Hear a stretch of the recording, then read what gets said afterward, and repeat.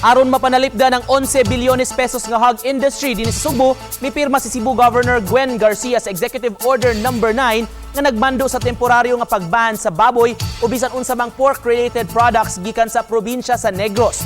Kini human dunay nakumpirmang kaso sa African Swine Fever kon ASF sa blood sample sa mga baboy sa Carcar City niadtong Marso 1. Base sa investigasyon, nasuta nga ang baboy nga nagpositibo sa ASF nakauban ang baboy nga gikan sa Negros.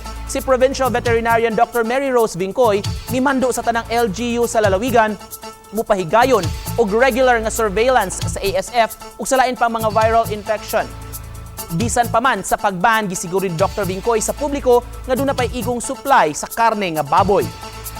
Ang samples that were collected were it was taken from the slaughterhouse, so na-slaughter na to siya. And right now we're doing our best effort to contain the disease, and apparently additional samples were submitted to the regional diagnostic laboratory for additional confirmation, and to establish really that the kaning mga barangays affected is not rampant ang kanang pre-mortalities. So, ako lang iklaro, those samples were collected from slaughterhouses as part of ASF surveillance of Carcar City Veterinary Office.